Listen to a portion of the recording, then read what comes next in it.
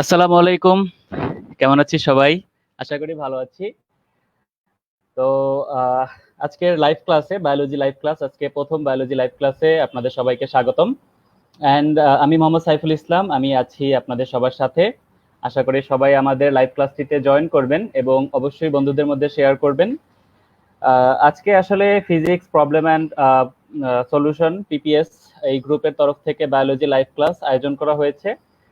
আমি এর জন্য আসলে রোকন ভাইয়ের কাছে অনেক বেশি কৃতজ্ঞ। উনি আমার খুব কাছের বড় ভাই এবং উনি যখন বললেন যে আমরা এরকম একটা প্রোগ্রাম শুরু করছি, যে যেখানে হচ্ছে স্টুডেন্টরা ফ্রি ফ্রি অফ কস্ট, মানে অবশ্যই ফেসবুক লাইভ তো ফ্রি অফ কস্টই হয়, সেখানে হচ্ছে আমরা শিক্ষাটা প্রচার করে দিতে চাই। লাইক হচ্ছে এখন করোনার সময় স্টুডেন্টরা আসলে সবাই বাসায় কে কিভাবে পড়াশোনা করবে বা না করবে সেটা নিয়ে আসলে অনেকেই অনেক বেশি কনসার্ন। সো এই জিনিসটা আসলে চিন্তা করে রকম ভাই বললেন যে ওকে তাহলে আমরা একটা শুরু করি যেখানে একসাথে সায়েন্সের স্টুডেন্টরা সবকিছুর একটা সলিউশন পাবে। তো এই কারণেই আসলে আমরা এই কাজটা শুরু করেছি এবং তার এই উদ্যোগটাকে অনেক বেশি সাধুবাদ জানাই এবং আবারও ধন্যবাদ জানাই রকন ভাইকে আমাকে এখানে আসলে সুযোগ করে দেওয়ার জন্য বা তোমাদের সাথে পরিচিত হওয়ার জন্য। আশা করি সবাই ভালো আছো এই করোনার সময়, সবাই যে যার বাসাতে নিরাপদে আছো আশা করি। আর আমি মোহাম্মদ সাইফুল ইসলাম, আবার নিজের পরিচয়টা দিচ্ছি। তোমাদের সাথে আছি বায়োলজি ক্লাস নিয়ে। সো আর কথা না বাড়াই আমি একটু জাস্ট চেক করে আসি যে লাইভ ক্লাসটি আসলে সবকিছু ঠিকঠাক মতো আছে কিনা, জাস্ট একটু চেক করে আসি, দেন আমি আজকের ক্লাসের টপিকে ঢুকবো।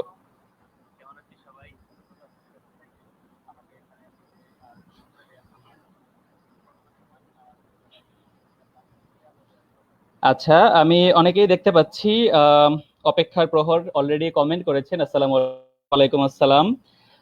তারপর হচ্ছে আর্নিকা পল, উনি ওয়াচ করছেন এই মুহূর্তে আমাদের সাথে। That's very good. আচ্ছা, তো আমি শুরুতেই যে জিনিসটা বলবো, যারা এই মুহূর্তে আমাদের সাথে আছেন তারা দয়া করে হচ্ছে আমাদের এই লাইভ ক্লাসটি শেয়ার করে নিন। কারণ আমি সবসময় একটা জিনিস সবসময় বলি সবার কাছে, এবং আমি নিজে এই জিনিসটা বিশ্বাস করি যে জ্ঞান আসলে বিতরণ করতে হয়। মানে জ্ঞান হচ্ছে ছড়িয়ে দেওয়ার জিনিস, জ্ঞানটা আসলে নিজের মধ্যে রাখার জিনিস না। তো যার কারণে যত বেশি শেয়ার করবেন আপনার কি বলে ফ্রেন্ডস যারা রয়েছে তারাও শিখতে পারবে, আপনিও শিখতে পারবেন, আপনার ফ্রেন্ডসরাও শিখতে পারবে। তো যার জন্য যেটা হবে একই সাথে সবাই উপকৃত হবে। ওকে। আর সবাই কমেন্টস করে জানাবেন যদি কারোর কোনো প্রশ্ন থাকে কোনো বিষয়ে জানার ব্যাপারে, আজকের ক্লাসের ব্যাপারে যদি কোনো প্রশ্ন থাকে সেটা কমেন্টস করে জানাতে পারেন, আমি চেষ্টা করব সবার কমেন্টস এর উত্তর দেওয়ার জন্য। ওকে। সো আমি আর কথা বাড়াবো না। আজকে মূলত হচ্ছে আমি এখানে যেহেতু প্রথম লাইভ ক্লাস নিচ্ছি এবং আমি জিনিসটা আসলে বোর্ডের মাধ্যমে নিচ্ছি না, আমি স্ক্রিন শেয়ারের মাধ্যমে নিব। তো আশা করি কারোর বুঝতে কোনো অসুবিধা হবে না, কারণ আসলে করোনার সময় বাসায় বসে সবার কাছে সব ইনস্ট্রুমেন্ট থাকে না। তো আমার কাছে যেটা আছে সেটা দিয়েই চেষ্টা করছি আমি যতটুকু জানি বা বুঝি সেটা তোমাদের মধ্যে শেয়ার করার জন্য। সো মূলত হচ্ছে বায়োলজি নিয়ে আজকে কথা বলবো বা বায়োলজির বিভিন্ন টপিক নিয়ে আলোচনা করব। বায়োলজির বিষয়ে একটা জিনিস মানুষের মধ্যে আসলে কনফিউশন কাজ করে, সেটা হচ্ছে যে বায়োলজি মুখস্থ বিদ্যা বা হচ্ছে বায়োলজি পড়তে বোরিং লাগে, বায়োলজি এটা ওটা এটা। এই জিনিসটা আমি একটা গল্প শেয়ার করি। গল্পটা হচ্ছে আমি যখন কলেজে পড়তাম, আমার মনে আছে তখন সেই 2012-13, মানে 2011-12 আমি হচ্ছে কলেজে ছিলাম। আমি 2013-র ব্যাচ, 2013-তে আমার এইচএসসি পরীক্ষা হয়েছে। তো ওই সময় আমাদের একজন টিচার ছিলেন।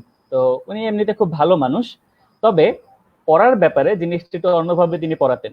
পড়াতেন বলতে তখন আসলে আমাদের বায়োলজিতে সৃজনশীল ছিল না। তো যেহেতু সৃজনশীল ছিল না তখন হচ্ছে বিভিন্ন বোর্ডের যে কোশ্চেন গুলা কিভাবে বোর্ডে আসতো, তো কোন বোর্ডে কোন প্রশ্নটা কবে আসছে এই ধরনের জিনিসপত্র হচ্ছে বইতে দেয়া থাকতো যে এই কোশ্চেনটা এত সালে এই বোর্ডে আসছে। তো স্যার না, অ্যাকচুয়ালি ম্যাডাম ছিলেন। ম্যাডাম হচ্ছেন ক্লাসে এসে আমাদেরকে বলতো যে প্রশ্নের লেস যত বড় সেই প্রশ্ন তত বেশি ইম্পর্টেন্ট এবং তোমরা সেটাই পড়বা। তার মানে এই জিনিসগুলো হচ্ছে আমাদের কাছে বেশি ইম্পর্টেন্ট ছিল। লাইক হচ্ছে আমি যদি বলি যে একটা প্রশ্নে যদি হচ্ছে বিগত 5-6 বছর হচ্ছে বোর্ডে আসছে তার মানে এটা বেশি ইম্পর্টেন্ট, তো এটা পড়ে যাও। তো বায়োলজিটা আমরা কিন্তু এভাবেই শিখছি। সো আমার মনেও একটা সময় কনফিউশন ছিল যে আসলেই তো আর টিচার যদি এমনি করে পড়ায় যে যেটা বেশি বোর্ডে আসছে ওটা বেশি ইম্পর্টেন্ট, তো আর কি গুরুত্ব দিব, পরীক্ষার আগে হচ্ছে জাস্ট 2 দিন পড়বো, আমার পড়া হয়ে যাবে, ঠিক আছে। তো আমি আসলে এভাবেই পড়াশোনা করছি ওই সময়। বাট এই টিচিং প্রফেশনে এসে মানে যেই থেকে আমি নিজে পড়ানো শুরু করলাম, চিন্তা করলাম, বা আমি যখনই সব জায়গায় পরিচয় দেই যে আমি হচ্ছে বায়োলজি টিচার, সব একটাই কথাই বলে, আরে ভাই বায়োলজি তো মুখস্থ বিদ্যা। মানে এটা কমন কথা মানুষের। তো এটা শুনতে শুনতে আমি কাইন্ড অফ অবসেসড যে আমি পড়াতে এসে এখন বুঝতে পারছি যে আসলে বায়োলজি ঠিক কতটা মুখস্থ বিদ্যা। এটা সম্পূর্ণরূপে ভুল কথা যে মুখস্থ বিদ্যা বায়োলজি। কারণ এখানে বোঝার অনেক কিছু আছে। যখন আপনি না বুঝে যখন আপনি পড়া শুরু করবেন তখন আপনার কাছে বিষয়টা বোরিং লাগবে, এবং তখন মনে করবেন যে কি হাবি যাবি, এটা পড়তেছি মেজাজ খারাপ হয়ে যাবে, পড়ার ভালো লাগবে না। তো এখানেও বোঝার অনেক কিছু আছে, এবং বায়োলজিটা কিভাবে পড়তে হবে আমি সেই টেকনিক সম্পর্কে কিছু আলোচনা করব আজকে। আর আরেকটা জিনিস হচ্ছে, বায়োলজিতে কিছু জিনিসের বা কিছু কারণে আসলে এটা লাগে। কারণ হচ্ছে আপনি যদি অন্যান্য সাবজেক্টের কথা চিন্তা করেন, লাইক ফিজিক্স, ম্যাথ বা কেমিস্ট্রি, ফিজিক্সে একটা সূত্র আপনি এখন যদি পড়েন সেই সূত্রটা দেখা গেছে লাস্ট চ্যাপ্টারেও কাজে লাগে। ম্যাথে একটা সূত্র আপনি সেই 9-10-এ পড়ে আসছেন, সেটা ইন্টারেও কাজে লাগে, অ্যাডমিশনেও কাজে লাগে। কিন্তু বায়োলজির ক্ষেত্রে আমি ইন্টারের কথা যদি বলি, বায়োলজিতে ইন্টারে 2 পেপার মিলে টোটাল 24টা চ্যাপ্টার আছে। 24টা চ্যাপ্টারের 24টা চ্যাপ্টারই সম্পূর্ণ আলাদা, মানে কোনোটার সাথে কোনোটা সরাসরি কোনো কানেকশন নেই। তো যার কারণে কি হয়, প্রত্যেকটা জিনিস নতুন নতুন লাগে। যখন নতুন লাগবে, নতুন করে পড়তে হবে, তখন মনে হবে দূর, এত কষ্ট করার থেকে মুখস্থ করে ফেলি, ঠিক আছে, এরকম একটা জিনিস। আর আরেকটা জিনিস আমি যেটা জানি, স্টুডেন্টের মধ্যে একটা টেন্ডেন্সি হচ্ছে এরকম, সারা জীবনে বায়োলজি পড়বো না, জাস্ট পরীক্ষার 2 দিন আগে পড়বো, উপরে যা পাই, ঠিক আছে, এরকম একটা জিনিস অনেক স্টুডেন্টদের মধ্যে কাজ করে। তো যার কারণে আসলে, আর দ্বিতীয়ত হচ্ছে আশেপাশের মানুষজন সবাই বলে বায়োলজি মুখস্থ বিদ্যা, এই কারণে হচ্ছে বায়োলজিটা আসলে মানুষের কাছে একটা ওই রকমই হয়ে গেছে যে এটা পড়ার দরকার নেই। বাট আমি যেটা বিশ্বাস করি, বায়োলজিতে আসলে পড়ার বোঝার অনেক কিছু আছে। আপনি যদি বোঝেন, টেকনিক বোঝেন, তাহলে কিন্তু খুব সহজে বায়োলজিটা পড়তে পারবেন। তো আমি আজকে এই ধরনের কিছু জিনিস নিয়ে, এবং আমাদের আজকের আলোচনার বিষয় হচ্ছে, আমি আগেই দিয়ে দিয়েছিলাম যে প্রথম অধ্যায়, প্রথম অধ্যায়ের হচ্ছে কিছু জিনিস নিয়ে আলোচনা করব। সো ওই টপিকগুলো আমি মোটামুটি কভার করার চেষ্টা করব। আশা করি আপনারা আমার সাথেই থাকবেন এবং বেশি বেশি শেয়ার করবেন। তো আমি আর কথা বাড়াবো না, আমি আমার স্ক্রিনটা শেয়ার করে নেই, তাহলে আপনাদের বুঝতে সুবিধা হবে। ওকে, আমি একটা জিনিস আমার স্ক্রিনটা শেয়ার করে নিচ্ছি, আশা করি দেখা যাবে। ওকে, তো আশা করি আমার স্ক্রিনটা দেখা যাচ্ছে। আর স্ক্রিনটা দেখা যাচ্ছে কিনা আমি জাস্ট একটু চেক করে আসি, এবং কারোর কোনো কমেন্টস আছে কিনা। আমি অলরেডি দেখতে পাচ্ছি অনেকেই কমেন্টস করেছেন। আচ্ছা, অপেক্ষার পর তো শুরুতেই বলেছিলেন। দেন হচ্ছে শাহরিয়ার সুলতানা রিয়া, আসসালামু আলাইকুম। ওয়ালাইকুম আসসালাম এভরিওয়ান।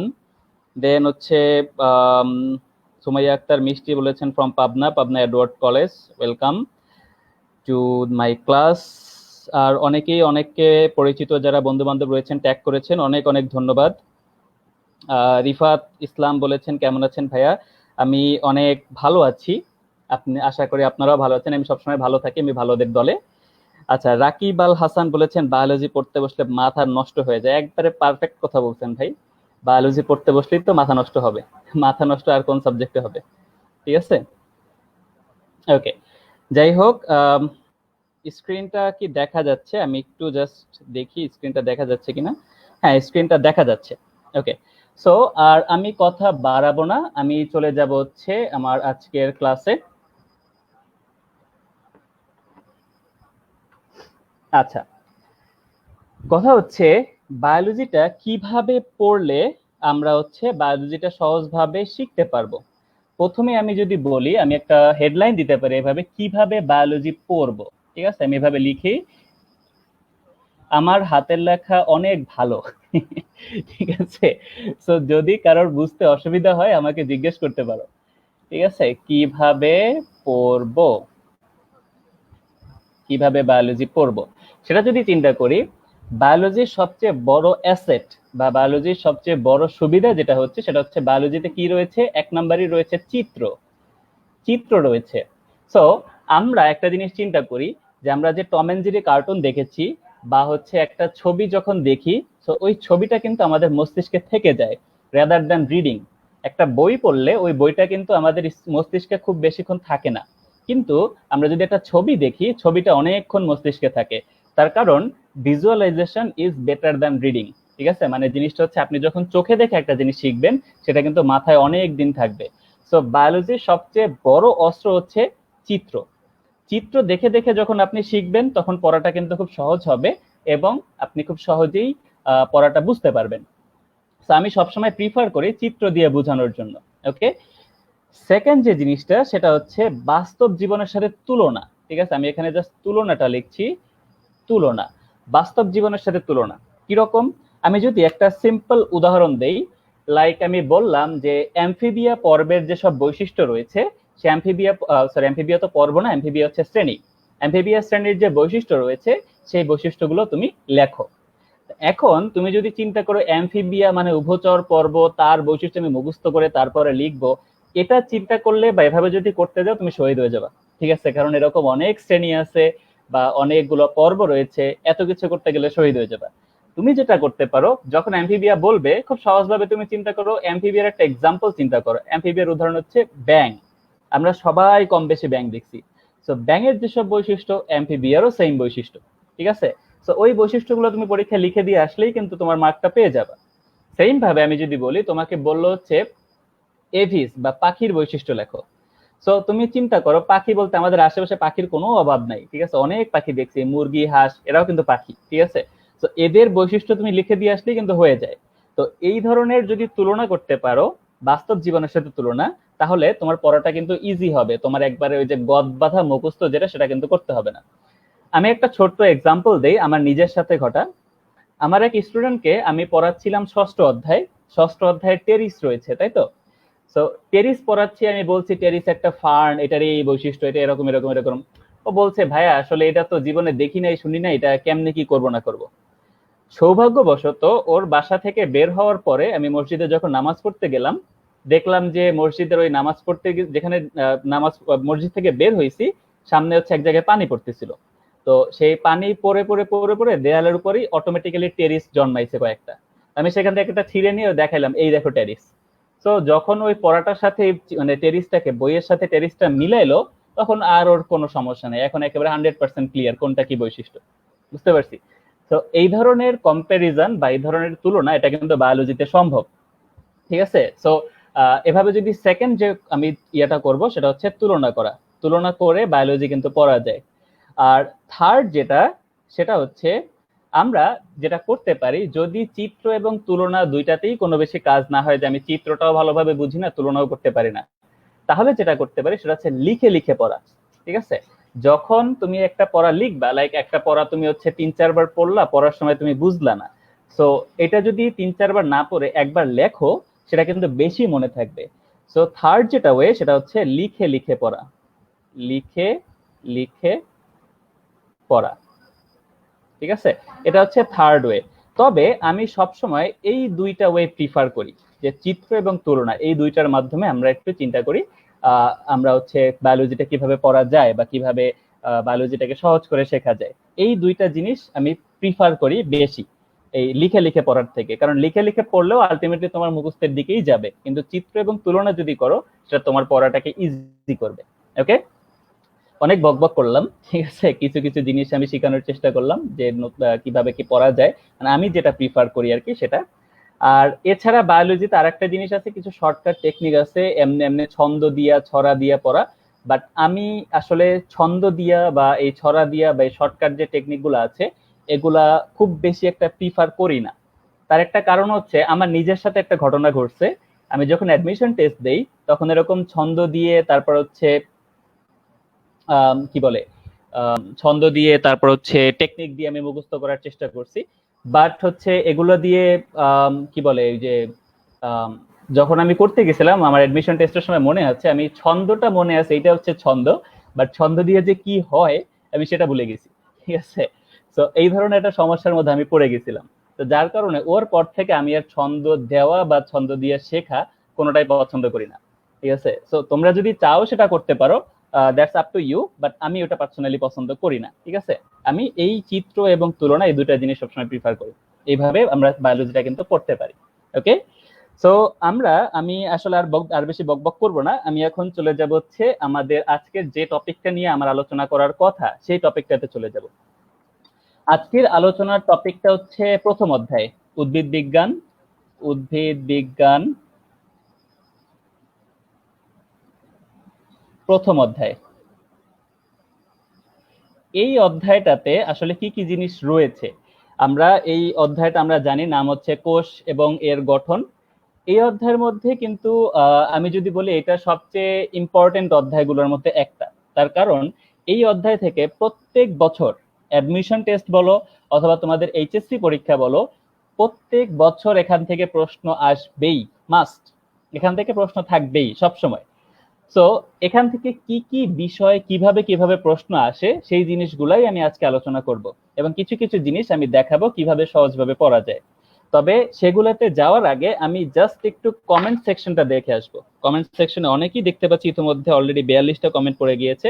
আমি একটু কমেন্ট সেকশনটা দেখে আসবো। ওকে, আচ্ছা। বায়োলজিতে করতে গেলে মাথা, বায়োলজি আমার ভালো লাগে কিন্তু পড়তে ইচ্ছা করে না। জান্নাতুল মিম বলেছেন আমারও ভালো লাগতো বাট পড়তে ইচ্ছা করতো না, ইভেন এখনো ইচ্ছা করে না, বাট তারপরও পড়তে হবে। ঠিক আছে ভাইয়া, মেডিকেলের জন্য কিভাবে পড়বো? আচ্ছা, সবার সব কোশ্চেনের আমি আনসার দিচ্ছি, তবে আমার টপিকটা আজকে একটু আলোচনা করব। তারপরে আমি ক্লাসের শেষ দিকে ভার্সিটি মেডিকেল এইসবের পার্থক্য এবং কিভাবে পড়বো সেটা নিয়ে আলোচনা করব। আচ্ছা, এমডি ফয়সাল বলেছেন ভাইয়া কেমন আছেন? অনেক ভালো আছি। তারপর অভিজিৎ গোস্বামী বলেছেন উদ্ভিদ বিজ্ঞানের টপিক গুলো কঠিন মনে হয়, উদ্ভিদ স্নায়ুতত্ত্ব, টিস্যুতন্ত্র, এই চ্যাপ্টার গুলো আসলে কঠিন কিছুই না। ঠিক আছে, সবকিছুই সহজ, বাট আমরা ওগুলো আসলে সবসময় স্কিপ করে যাই, বা আমাদের টিচাররা ওইভাবে খুব ভালোভাবে ইন ডিটেলস পড়ায় না। আসলে ক্লাসে যখন মানে আমরা যখন কলেজের কথা বলি, কলেজে এত কম সময় টিচাররা পান যে তারা যে ইন ডিটেলস বা একবারে খুব ইয়া করে পড়াবে ওইভাবে আসলে সম্ভব হয় না। তো যার ফলে আমরা ঠিক মতো বুঝি না, আমাদের কাছে পড়াগুলো কঠিন লাগে। কঠিন আসলে কিছুই না, সবকিছুই সহজ যদি বুঝতে পারি। আচ্ছা, এছাড়া অনেকেই দেখতে পাচ্ছি চিটাং থেকে, রংপুর থেকে। তারপর হচ্ছে ইমরান হোসেন বলেছেন বায়োলজিতে কত ঘন্টা পড়তে হবে ডেইলি? আমি বলবো আসলে আমি মানে মানুষকে কখনো কত ঘন্টা পড়বা না পড়বা এই ধরনের সাজেশন আমি দেই না। তার কারণ পড়াটা সম্পূর্ণরূপে তোমার নিজের উপর ভাইয়া।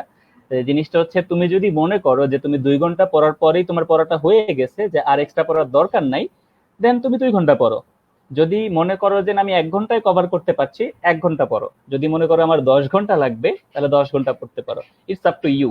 মানে তুমি যদি মনে করো পড়াটা তোমার কাছে সহজ, বা তুমি যদি পড়াটা কমপ্লিট এরকম মনে করো, তোমার যতক্ষণ লাগে তুমি সেটা নাও।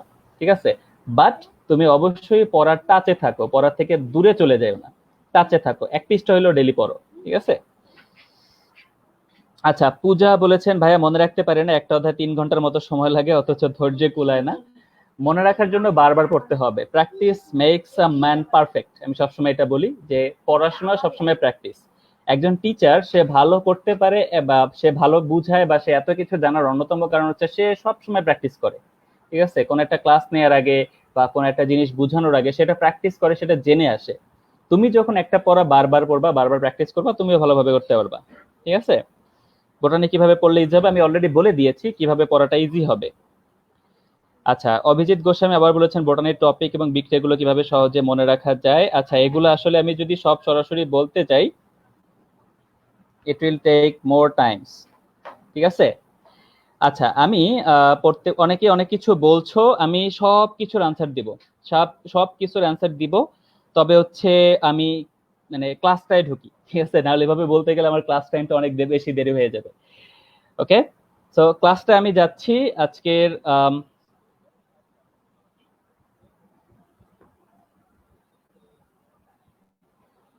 ওকে, সো প্রথম অধ্যায়ে আমরা যদি বলি যে প্রথম অধ্যায়ে কিভাবে কি কি জিনিস আছে, প্রথম অধ্যায় হচ্ছে মূলত কোষ। আমরা এই অধ্যায়ে কি কি টপিক রয়েছে সেই টপিকগুলো যদি একটু ভাগ করি, প্রথমেই এই অধ্যায়টাকে টপিকগুলো ভাগ করা যায়, আমরা 1 নম্বরে দিতে পারি সেটা হচ্ছে কোষ রিলেটেড যে টপিকগুলো রয়েছে, মানে কোষের অঙ্গাণু বা কোষ কি কি উপাদান নিয়ে গঠিত, এই ধরনের জিনিসগুলো যদি বলি, সেটা হচ্ছে প্রথম টপিক এখানে, যে কোষ সম্পর্কিত, কোষ সম্পর্কিত, এটা হচ্ছে প্রথম টপিক। যদি দ্বিতীয় টপিক আমরা আলোচনা করি, দ্বিতীয় টপিকটা হচ্ছে ডিএনএ আরএনএ। 2 নম্বর টপিকটা হচ্ছে ডিএনএ অ্যান্ড আরএনএ, এটা হচ্ছে সেকেন্ড টপিক। ঠিক আছে, মানে ডিএনএ আরএনএও কিন্তু কোষের অঙ্গাণু, বাট এটা আলাদাভাবে আলোচনা করে এবং এটা আলাদাভাবে ইম্পর্টেন্ট। ঠিক আছে। আর লাস্ট যে পার্টটা যদি আমরা বলি, লাস্ট পার্ট যেটা, সেটা হচ্ছে আমি যদি বলি ওই যে ডিএনএ আরএনএ যেটা রয়েছে রেপ্লিকেশন, তারপরে হচ্ছে রেপ্লিকেশন, তারপর হচ্ছে ট্রান্সক্রিপশন, ট্রান্সলেশন।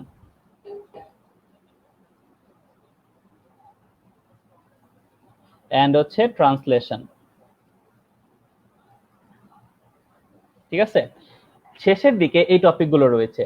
তো মোটামুটি প্রতি বছর যে প্রশ্ন হয়, প্রশ্নগুলো এমন ভাবে সাজায় যে হয় কোষ সম্পর্কিত উপাদান দিবে, না হলে ডিএনএ আরএনএ থেকে দিবে, না হলে রেপ্লিকেশন, ট্রান্সক্রিপশন, ট্রান্সলেশন এগুলো থেকে দিবে। আমি যদি গত বছরের ঢাকা বোর্ডের কথা বলি, গত বছর ঢাকা বোর্ডে কোষ সম্পর্কিত উপাদান থেকে প্রশ্ন এসেছে। কারণ তোমরা আশা করি জানো যে ইতোমধ্যে তোমাদের কাছে টেস্ট পেপার রয়েছে।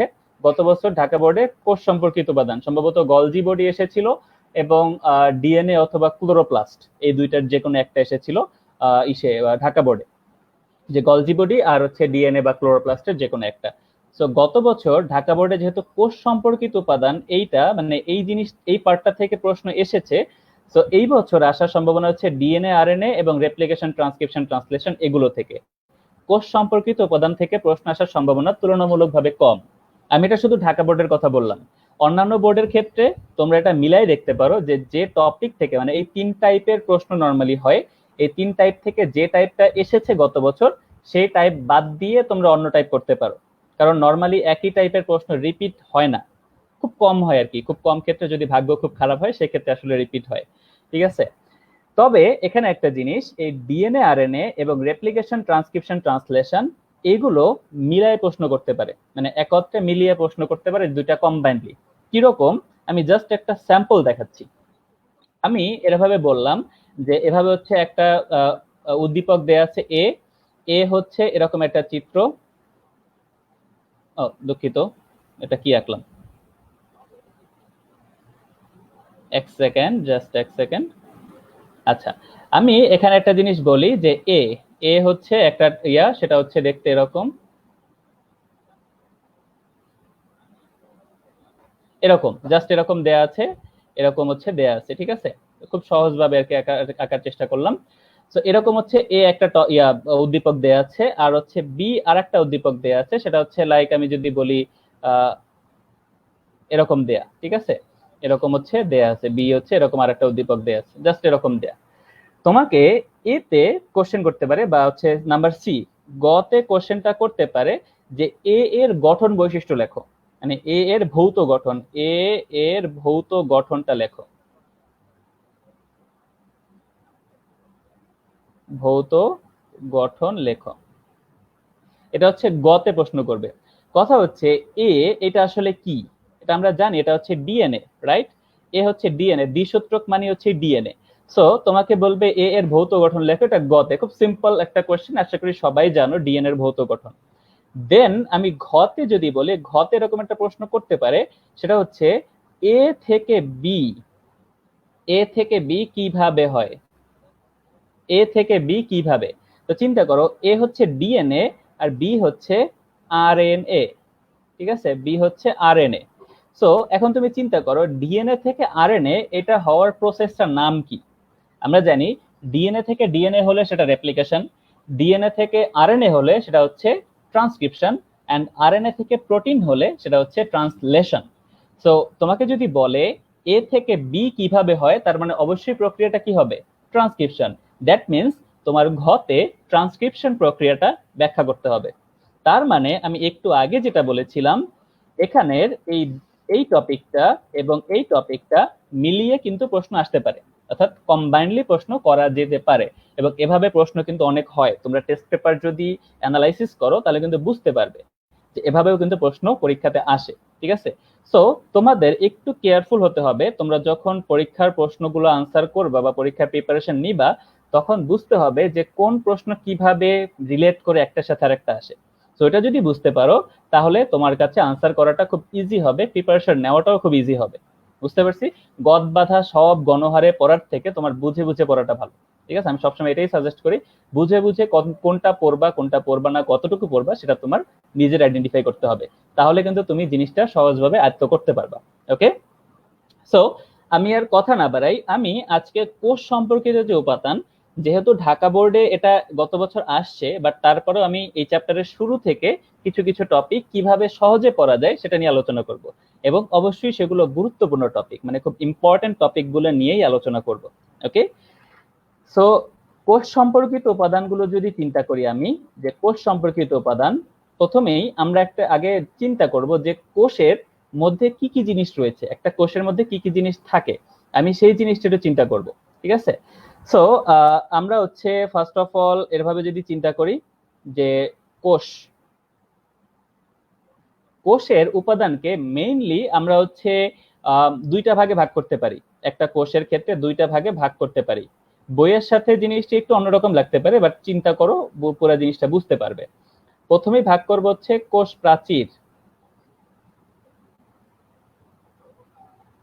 কোষ প্রাচীর, এন্ড 2 নাম্বার হচ্ছে প্রোটোপ্লাজম।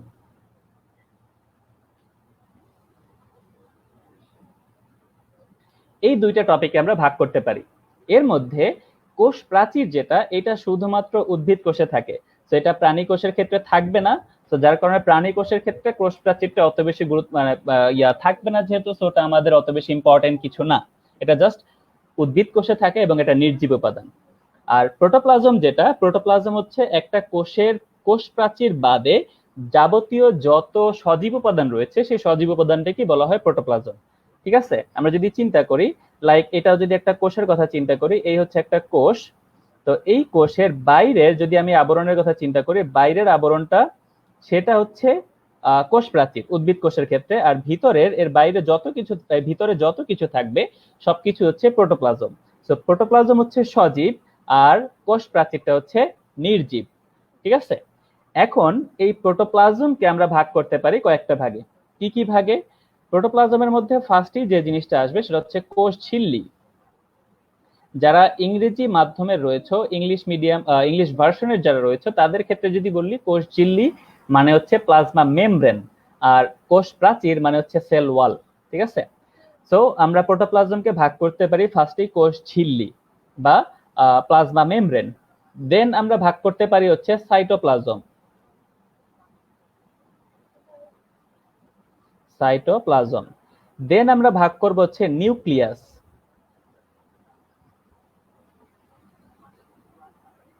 আর সবার শেষে হচ্ছে নির্জীব বস্তু। কোষের মধ্যে কিছু নির্জীব বস্তু থাকে, সেই নির্জীব বস্তুগুলো, নির্জীব বস্তু। ওকে, সো আমরা কোষের প্রোটোপ্লাজম বা কোষের যে সজীব উপাদান রয়েছে সেই সজীব উপাদানগুলোকে আমরা ভাগ করতে পারি চারটা ভাগে। একটা হচ্ছে কোষ ঝিল্লি, তারপর হচ্ছে সাইটোপ্লাজম, নিউক্লিয়াস, আর নির্জীব বস্তু। নির্জীব বস্তু বলতে কোষের মধ্যে বিভিন্ন আয়ন থাকে, লাইক সোডিয়াম, পটাশিয়াম ইত্যাদি আয়ন থাকে, এটা হচ্ছে নির্জীব বস্তুর মধ্যে পড়ে। ওকে, এখন এই যে পার্টটা রয়েছে কোষ ঝিল্লি, সাইটোপ্লাজম এবং নিউক্লিয়াস, তার মধ্যে সাইটোপ্লাজমের অনেক ধরনের অঙ্গাণু রয়েছে। সাইটোপ্লাজমের অঙ্গাণুকে আমরা দুই ভাগে ভাগ করতে পারি, দুই ভাগে। একটা হচ্ছে ঝিল্লিবদ্ধ, মানে যেটার ক্ষেত্রে আবরণী থাকে, ঝিল্লিবদ্ধ। আর একটা হচ্ছে, এটা আমরা বলতে পারি ঝিল্লিবিহীন।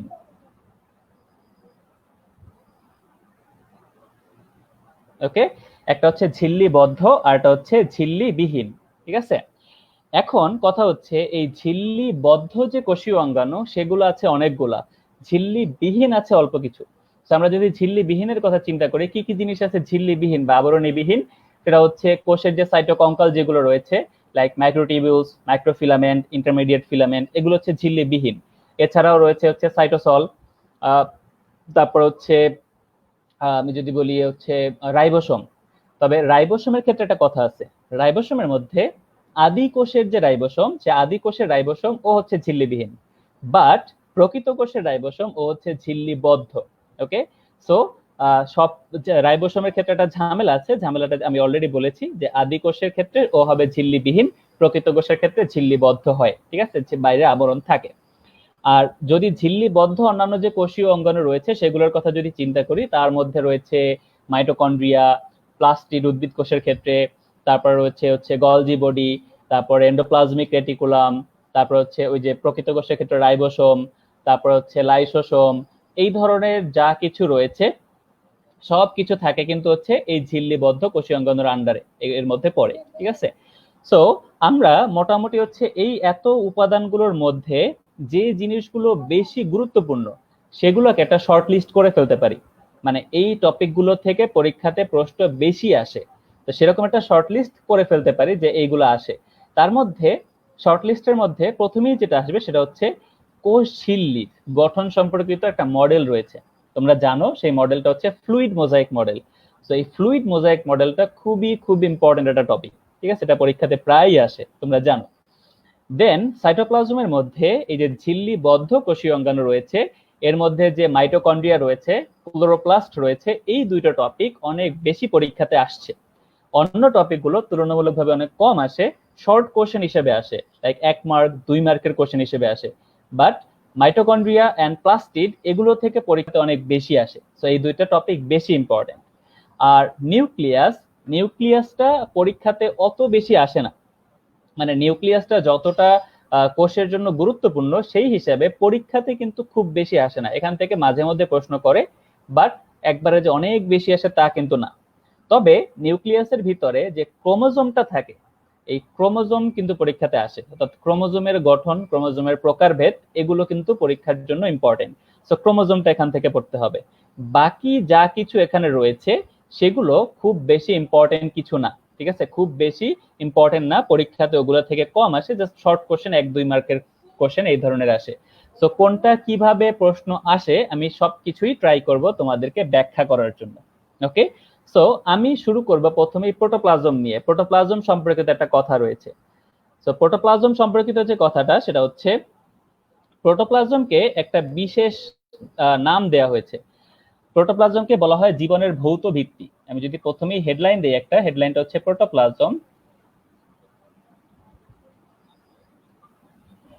প্রোটোপ্লাজমকে বলা হয় জীবনের ভৌত ভিত্তি, ঠিক আছে, জীবনের ভৌত ভিত্তি। আমার কথা হচ্ছে কেন বলা হয়, কেন জীবনের ভৌত ভিত্তি প্রোটোপ্লাজমকে কেন বলে? তার উত্তরে যদি আমরা আসি, উত্তরটা হচ্ছে আমরা একটু আগেই এর কিন্তু একটা ক্লাসিফিকেশন দেখেছি যে একটা কোষের ক্ষেত্রে মূল উপাদান দুই ধরনের হতে পারে, কোষ প্রাচীর এন্ড প্রোটোপ্লাজম। কোষ প্রাচীরটা হচ্ছে নির্জীব আর প্রোটোপ্লাজমটা হচ্ছে সজীব। সো আমরা সহজভাবেই বলতে পারছি একটা কোষের যত সজীব উপাদান সবকিছু প্রোটোপ্লাজমের মধ্যে রয়েছে। দ্যাট মিনস কোষের সাইটোপ্লাজম, কোষের নিউক্লিয়াস, কোষের মাইটোকন্ড্রিয়া, তারপর হচ্ছে কোষ ঝিল্লি, plastid, DNA, RNA, etcetera etcetera, everything থাকে হচ্ছে প্রোটোপ্লাজমের মধ্যে। এবং একটা কোষের যাবতীয় যত বিপাকীয় প্রক্রিয়া রয়েছে, যত কার্যকলাপ রয়েছে, সবকিছু কিন্তু এই অঙ্গাণুগুলোর মাধ্যমেই হয়। সো এই অঙ্গাণুগুলো কম্বাইনলি বা এই অঙ্গাণুগুলো একত্রে তৈরি করে প্রোটোপ্লাজম, এবং এদের কাজকর্ম বা এদের বৈশিষ্ট্যই একটা কোষ এবং একটা কোষ তথা সম্পূর্ণ জীবনকে বা একটা জীব দেহকে চালাতে সাহায্য করে। সো আমরা বুঝতেই পারতেছি যে প্রোটোপ্লাজমের মধ্যে যে উপাদানগুলো রয়েছে সেগুলোই আলটিমেটলি একটা কোষের কার্যকরী ভূমিকা রাখতে সাহায্য করে, এবং একটা কোষ, অনেকগুলো কোষ মিলেই কিন্তু একটা জীব দেহ তৈরি হয়। তো এই হিসেবে আমরা সহজভাবে বলতেই পারি যেহেতু একটা জীবিত জীব দেহের গাঠনিক একক কোষের সকল কার্যকলাপ প্রোটোপ্লাজমের মধ্যে হয়, সো প্রোটোপ্লাজম হচ্ছে জীবনের ভৌত ভিত্তি। সহজ হিসাব, ঠিক আছে। তা বইতে অন্যভাবে এটা সরাসরি কোনো উত্তর নাই, ইনডিরেক্টলি কিছু বইতে হচ্ছে দেয়া আছে, বাট মূল কথা হচ্ছে এটা যে একটা কোষের যত বিপাকীয় প্রক্রিয়া, যত বিক্রিয়া টিক্রিয়া যা কিছু রয়েছে সবকিছুই কিন্তু প্রোটোপ্লাজমের মধ্যে হয়। তো যেহেতু একটা কোষের সকল কার্যকলাপ প্রোটোপ্লাজমের মাধ্যমে নিয়ন্ত্রিত হচ্ছে, তার মানে জীবন পরিচালিত হচ্ছে প্রোটোপ্লাজমের মাধ্যমে, তো এটা জীবনের ভৌত ভিত্তি। ওকে, সহজ হিসাব। দেন আমরা যদি আসি প্রোটোপ্লাজমের পরে, আমরা আসবো হচ্ছে প্রোটোপ্লাজমের পরে আসতে পারি হচ্ছে লাইসোসোম। লাইসোসোম আমি শর্ট শর্ট ছোট ছোট টপিক যেগুলো সেগুলো দিয়ে শুরু করছি, শেষ করব বড় টপিক দিয়ে। এরপরে প্রোটোপ্লাজমের পরে আসি হচ্ছে লাইসোসোম। লাইসোসোম এটাকে লাইসোজোমও বলা যায়, লাইসোসোম অথবা লাইসোজোম এভাবে বলতে পারি। লাইসোজোমের ব্যাপারে একটা জিনিস প্রচলিত আছে, সেটা হচ্ছে লাইসোজোমকে বলা হয় আত্মঘাতী থলিকা। আত্মঘাতী থলিকা বলা হয়। আত্মঘাতী থলিকা, আমার কথা হচ্ছে কেন কেন আত্মঘাতী থলিকা বলা হয়। জিনিসটা হচ্ছে যখন আমাদের কোনো একটা কোষ, আত্মঘাতী থলিকা জানার আগে আরেকটা জিনিস আমরা একটু জেনে আসি, সেটা হচ্ছে অটোফ্যাগি। Auto autophagy. অটোফ্যাগি জিনিসটা আসলে কি? জিনিসটা হচ্ছে যখন আমরা কোনো অপুষ্টিতে ভুগবো, অপুষ্টিতে ভোগা ঠিক না, যখন আমরা আমাদের হচ্ছে দেহের কোনো কোষ অসুস্থ হয়ে পড়ে, মানে কোনো কোষ যদি ক্ষতিগ্রস্ত হয় বা ওই কোষটা হচ্ছে অসুস্থ হয়, তখন আমাদের এই কোষ থেকে লাইসোজোম নির্গত হয়। এবং লাইসোজোম যেটা করে সেটা হচ্ছে এই অসুস্থ কোষটাকে বা হচ্ছে এই যে ক্ষতিগ্রস্ত কোষ যেটা রয়েছে সেটাকে অটোমেটিক্যালি নষ্ট করে দেয়। তো যদি নষ্ট করে দেয় তার মানে আমার দেহটা এই অসুস্থ কোষ বা ক্ষতিগ্রস্ত কোষ থেকে মুক্ত হলো। তার মানে আমার বডিটা কি হলো, এই দূষণ মুক্ত হলো। সোজা বাংলা কথা, বডিটা হচ্ছে দূষণ মুক্ত হলো, আমার বডিটা তখন সুস্থ হলো। এই প্রক্রিয়াটার নাম হচ্ছে অটোফ্যাগি। এটা জাপানের একজন বিজ্ঞানী, তিনি হচ্ছে রিসেন্টলি 2016 বা 17 সালের দিকে আবিষ্কার করেছিলেন, এবং এই আবিষ্কারের জন্য তিনি কিন্তু নোবেল পুরস্কারও পেয়েছিলেন। এবং তিনি গবেষণা করে দেখেছিলেন আমরা দিনের একটা সার্টেন টাইম, একটা নির্দিষ্ট সময় পর্যন্ত আমরা যদি না খেয়ে থাকি বা হচ্ছে ক্ষুধাযুক্ত অবস্থায় থাকি, তখন আমাদের কোষ থেকে লাইসোজোম ক্ষরিত হয়, এবং এই লাইসোজোমটা তখন প্রথমে আমাদের যে ক্ষতিগ্রস্ত কোষগুলো রয়েছে সেই ক্ষতিগ্রস্ত কোষগুলোকে ভক্ষণ করতে শুরু করে, ভক্ষণ ঠিক না, আমি বলবো হচ্ছে নষ্ট করতে শুরু করে। তো যখন ক্ষতিগ্রস্ত কোষগুলোকে নষ্ট করবে তাহলে সেটা কিন্তু আমাদের দেহকে হচ্ছে সুস্থ করে দিল। এই প্রক্রিয়াটা তিনি আবিষ্কার করেছিলেন এবং এই প্রক্রিয়ার নাম দিয়েছিলেন অটোফ্যাগি, এবং এটার ফলে তিনি নোবেল পুরস্কার পেয়েছিলেন। আমি যদি টেকনিক্যালি চিন্তা করি, আমরা ধর্মীয় ভাবে যে আমরা হচ্ছে বিভিন্ন হচ্ছে রোজা রাখি বা হচ্ছে উপোস রাখি, উপোস থাকে অনেকে। সো উপোসটা কিন্তু অ্যাকচুয়ালি, বা রোজা রাখা, এটা কিন্তু অ্যাকচুয়ালি আমাদের বডির জন্য অনেক বেশি উপকারী, কারণ এর ফলে অটোফ্যাগি প্রক্রিয়াটা চালু হয় এবং আমাদের বডির যে ক্ষতিগ্রস্ত কোষগুলো রয়েছে সেই ক্ষতিগ্রস্ত কোষগুলো নষ্ট হয়ে বডি সুস্থ হয়। কিন্তু তাহলে কখন এই লাইসোজোমটা আত্মঘাতী হিসেবে কাজ করে, মানে আত্মঘাতী আমি কখন বলবো? যখন আমাদের বডি ঠিকঠাক মতো পুষ্টি পাবে না, মানে কন্টিনিউয়াসলি আমরা যদি অপুষ্টিতে ভুগি, যেমন হচ্ছে না খেতে পারা বা অন্যান্য অনেক কারণে আমরা যদি কন্টিনিউয়াসলি অপুষ্টিতে ভুগতে থাকি, তখন লাইসোজোম কি করে যে প্রথমে অসুস্থ কোষগুলোকে নষ্ট করে, দেন সুস্থ যে কোষ রয়েছে সেই সুস্থ কোষটাকে কিন্তু নষ্ট করা শুরু করে দেয়। সো যখন সুস্থ কোষকে নষ্ট করা শুরু করবে তার মানে কিন্তু নিজের ক্ষতি করছে। অসুস্থ কোষ নষ্ট করা এটা নিজের জন্য ভালো, বাট সুস্থ কোষকে যখন নষ্ট করবে তখন সেটা কিন্তু নিজের জন্য ক্ষতিকর। সো এই ক্ষতিটা যখন সে করছে তখন কিন্তু আলটিমেটলি আমার বডি আস্তে আস্তে দুর্বল হয়ে পড়ছে এবং একটা সময় সেটা আমার জন্য হুমকি স্বরূপ। ঠিক আছে? সো এই কারণে লাইসোজোমকে আত্মঘাতী থলিকা বলা হয়, মানে নিজের ক্ষতি করে যখন আমরা অপুষ্টিতে ভুগি। তো অনেক সময় এখান থেকে একটা প্রশ্ন ঘুরিয়ে দিতে পারে, মানে একটু ডিফারেন্ট হতে দিতে পারে, সেটা হচ্ছে এভাবে বলবে প্রশ্নটা, যে অপুষ্টিতে ভোগা মানুষের জন্য বা অপুষ্টিত ভোগা রোগের জন্য লাইসোজোম ক্ষতিকর কেন? যখন একটা মানুষ অপুষ্টিতে ভুগবে তখন লাইসোজোম সেটা তার জন্য ক্ষতিগ্রস্ত, মানে ক্ষতিকর কেন হবে? তা আশা করি তোমরা বুঝতে পেরেছো যে কখন লাইসোজোম ক্ষতিকর এবং কখন লাইসোজোম উপকারী। আশা করি তোমরা বুঝতে পেরেছো। ওকে, সো লাইসোজোমটা এভাবে হচ্ছে পরীক্ষাতে এই দুই ভাবে আসে, যে অটোফ্যাগি বলতে কি বোঝায় বা লাইসোজোম কেন অটোফ্যাগি, বা হচ্ছে আত্মঘাতী থলিকা কেন। সো আশা করি বুঝতে পেরেছো। লাইসোজোমের পরে আমরা চলে যাব এর আরেক ভাই, সেটা হচ্ছে রাইবোসোমের কাছে। লাইসোজোম গেল, এখন আসবে হচ্ছে রাইবোসোম। রাইবোজোম, রাইবোজোম বলতে পারো, রাইবোসোমও বলতে পারো, যাহাই লাউ তাহাই কলু। ঠিক আছে? ওকে, সো এই রাইবোজোমের কথা যদি বলি, রাইবোজোমকে একটা বিশেষ নামে ডাকা হয়, সেটা হচ্ছে প্রোটিন ফ্যাক্টরি। প্রোটিন ফ্যাক্টরি বলা হয়।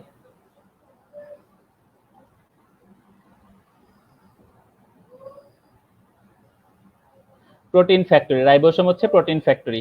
কথা হচ্ছে কেন রাইবোসোমকে কেন প্রোটিন ফ্যাক্টরি বলা হয়? এগুলো কিন্তু শর্ট কোশ্চেন টাইপ, এগুলো পরীক্ষাতে শর্ট শর্ট হিসেবে আসে, ছোট ছোট প্রশ্ন হিসেবে আসে, এর বাইরে কিন্তু মানে খুব ডিটেলস এখান থেকে কিন্তু প্রশ্ন হয় না। তো রাইবোসোমকে কেন প্রোটিন ফ্যাক্টরি বলা হয় সেটা যদি আমি একটু ডেসক্রাইব করি, যে রাইবোসোমের প্রধান কাজ, প্রধান এবং একমাত্র কাজ হচ্ছে প্রোটিন তৈরি করা। ঠিক আছে? ওর প্রধান এবং একমাত্র কাজই হচ্ছে প্রোটিন তৈরি করা। রাইবোসোম আমাদের যে এম আরএনএ রয়েছে, এম আরএনএ যেটা রয়েছে, এম আরএনএ এর সাথে মিলে সে হচ্ছে ট্রান্সলেশন প্রক্রিয়াতে প্রোটিন তৈরি করে। ঠিক আছে? আমরা যে একটু আগে জেনেছি যে ট্রান্সলেশন প্রক্রিয়া হচ্ছে আরএনএ থেকে প্রোটিন তৈরি হওয়া, সেই আরএনএ থেকে স্পেশালি এম আরএনএ, যেটা আমি যদি বলি আরএনএ এর অনেকগুলো টাইপ আছে, তো সেই টাইপের মধ্যে এম আরএনএ, এমআরএনএ এর সাথে হচ্ছে রাইবোসোম মিলে, এই রাইবোসোমটা রাইবোসোম মিলে কি তৈরি করবে? প্রোটিন তৈরি করবে। সো এই যে এমআরএনএ এবং রাইবোসোম মিলে প্রোটিন তৈরি করছে, এই কারণেই রাইবোসোমকে বলা হয় প্রোটিন ফ্যাক্টরি। এবং রাইবোসোম যদি আমরা চিন্তা করি আদি কোষ এবং প্রকৃত কোষ, এদের ক্ষেত্রে রাইবোসোম কিন্তু আলাদা টাইপের হয়। মানে আদি কোষের ক্ষেত্রে রাইবোসোমটা হয় হচ্ছে 70S, আর প্রকৃত কোষের ক্ষেত্রে সেটা হয় হচ্ছে 80S। এর মধ্যে 70S যেটা, এটার আবার দুইটা সাব ইউনিট রয়েছে, দুইটা ভাগ রয়েছে। 70S এর সাব ইউনিট হচ্ছে 50S and 30S। R 80S যেটা, ওর দুইটা সাব ইউনিট রয়েছে, ওর সাব ইউনিট দুইটা হচ্ছে 60S অ্যান্ড 40S।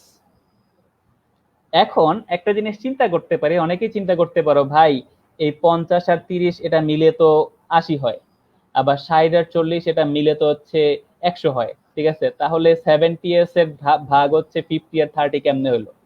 আমি জাস্ট সিম্পল একটা তুলনা করি, একটা সিম্পল তুলনা করে বুঝাই। আমি যদি বলি 1 ফুট লম্বা দুইটা রশি তুমি জোড়া লাগাও, জোড়া লাগানোর পরে মোট দূরত্ব বা মোট লেন্থ কি 2 ফুট হবে? অবশ্যই হবে না, কারণ জোড়া লাগাতে কিছুটা রশি কিন্তু ব্যয় হয়ে গিয়েছে। সো এইভাবে যদি তুমি তুলনা করো, সহজভাবেই কিন্তু বুঝতে পারবা যে যখন 70S এর দুইটা সাব ইউনিট রয়েছে 50 এন্ড 30, তারা যখন একজন আরেকজনের সাথে কম্বাইন্ড হবে, তখন কিন্তু এটা মানে ওই বীজগণিতীয় যোগফলের মতো কাজ করবে না, যে 50 আর 30 মিলে 80, 70 হয় না, এরকম কিন্তু কাজ করবে না, ঠিক আছে?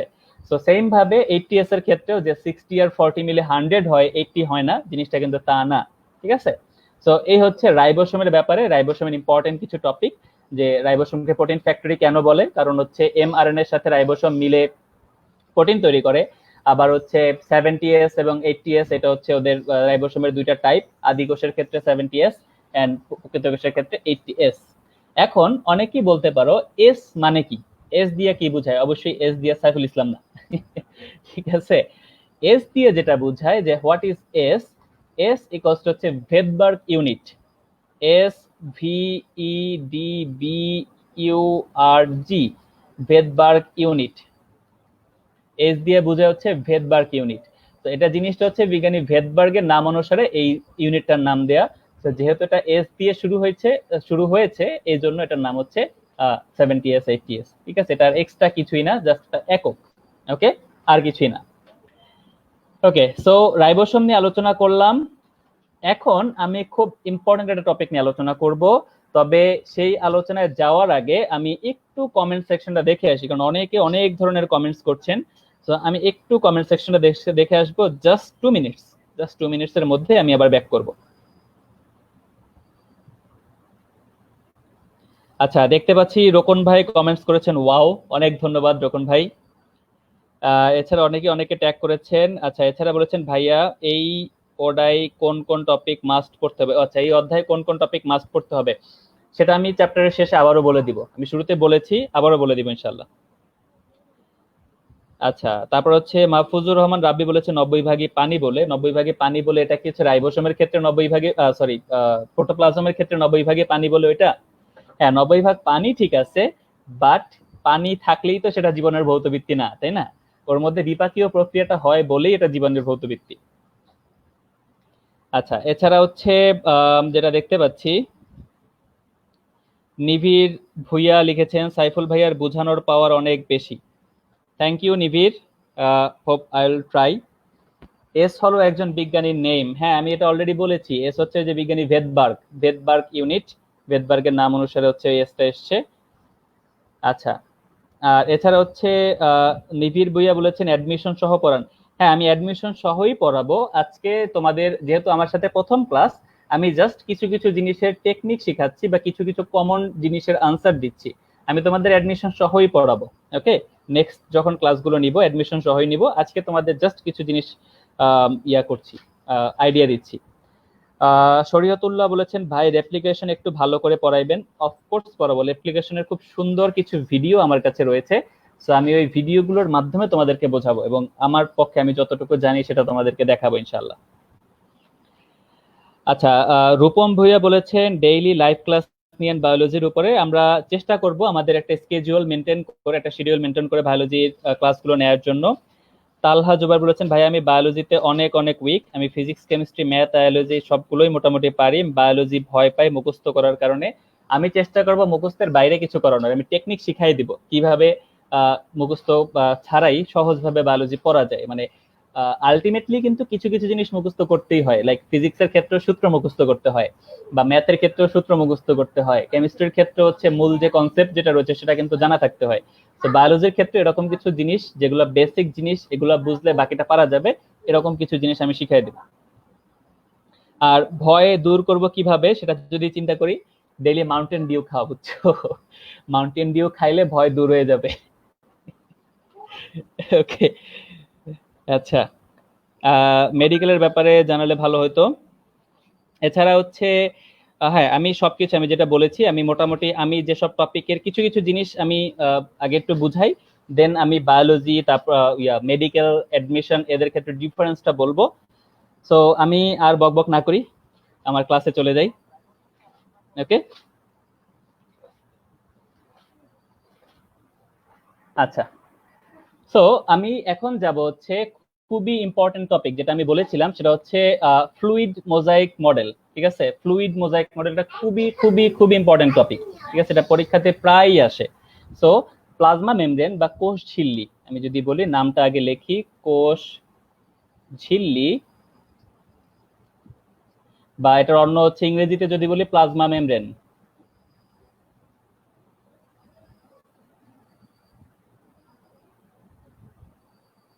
এই প্লাজমা মেমব্রেন বা কোষ ঝিল্লি, এইটার গঠন সম্পর্কিত অনেকগুলো মডেল রয়েছে। এই যে স্যান্ডউইচ মডেল রয়েছে, তারপর হচ্ছে মেমব্রেন প্রোটিন হাইপোথিসিস রয়েছে।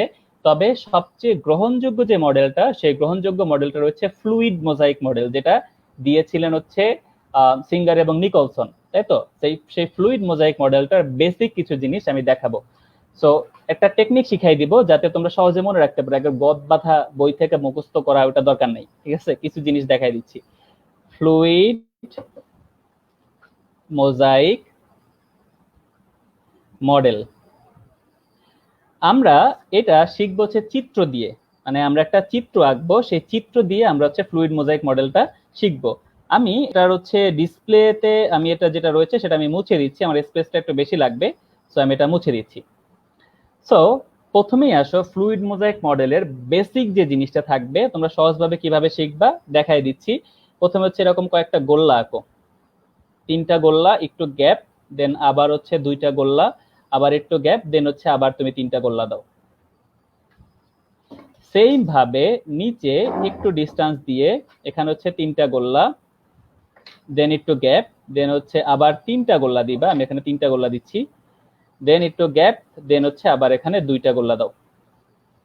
দেন প্রত্যেকটা নিচে এরকম ছোট ছোট 2টা করে লেজ লাগাই দাও, এভাবে ছোট ছোট 2টা হচ্ছে লেজ। আমি একটু চিত্র দিয়ে ব্যাখ্যা করছি, তোমাদের বুঝতে সুবিধা হবে। এভাবে প্রত্যেকের মাথায় এভাবে 2টা করে লেজ। ওকে, ওকে, হয়ে গেল লেজ।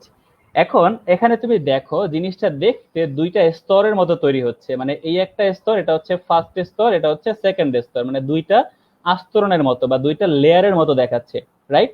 সো এই 2টা লেয়ার, এটা হচ্ছে ফ্লুইড মোজাইক মডেলের একেবারে বেসিক ইউনিট। সেই বেসিক ইউনিটটা কি, এক নম্বরে যদি আমরা বলি সেটা হচ্ছে ফসফোলিপিড বাইলেয়ার। ঠিক আছে, ফসফোলিপিড,